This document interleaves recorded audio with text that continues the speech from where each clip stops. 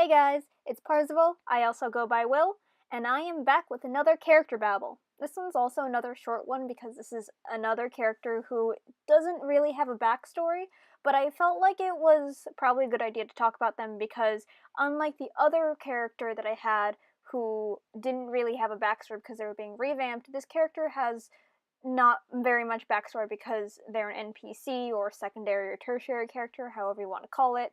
So I figured I'd talk about her a little bit just because I think it would be an interesting point to just talk about characters who are still in development as well. I would also like to apologize in advance. I am still sort of futzing around with the sound stuff on my computer. I'm not very good at this sort of technical stuff, so I'm still testing out a few things to try and get my volume correct.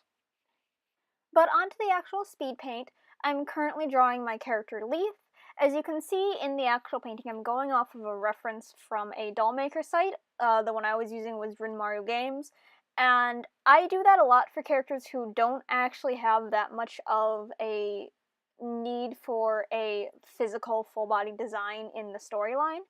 This character is one of my character's grandparents, and while she doesn't have too much of a important role, like actually action-wise, she does exist, and the whole entire point of her existence is kind of important to the backstory of the character. She's my character Rosalie's grandmother. Her name is Lethe, and she is the current matriarch of Rosalie's family. She is one of the two people who makes big decisions about how the family's gonna go, and her actions influenced her daughter, who influenced Rosalie on how they grew up and stuff. And Rosalie and her actually get along pretty well, but she as a character doesn't really have too much personality because, again, she wasn't really developed to be a fleshed out character. She was developed because she needed to exist in the story for, like, backstory reasons and stuff like that. Lethe is a very sort of warrior type. You can see right now I was sketching out some scales on her neck, and in the reference you can see a bunch of them on her arm, and those are actually tattoos for her. They mark victories in battle that she's had, and she has quite a few of them because she is a combat specialist in her family. She does a lot of the general work in terms of moving troops, stuff that isn't on the battlefield, but that's still important for tactician stuff. So she's very good at that sort of combat stuff, and since Rosalie comes from a D&D world originally, and the world that she's going to be going into for my personal world is more of a modern fantasy type of thing, it's still relevant. And she actually has a strong, I don't want to say it's hidden, but she has a strong appreciation for underdog characters and underdog people who can rise up from their situations and beat the odds and succeed. I don't really have much of a character for her besides that, because honestly, she doesn't really need anything beyond that. And I think that's okay, because, again, she's just a tertiary character. She exists to form the externals of the world that Rosalie's going to be in, and the external motivations.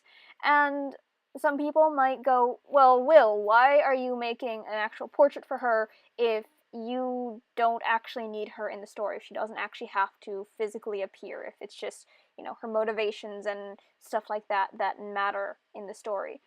And that's because, for me, a lot of my characters who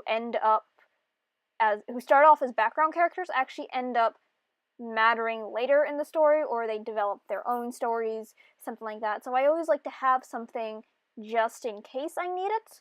And in this case, because Rosalie is still a D&D character, sometimes I want to have references if I need them in the future, and stuff like that. It's not really too important, but it's one of those things where it's like, I don't know whether this information in the character's backstory is going to be important, but I'm going to make it anyway just to be safe.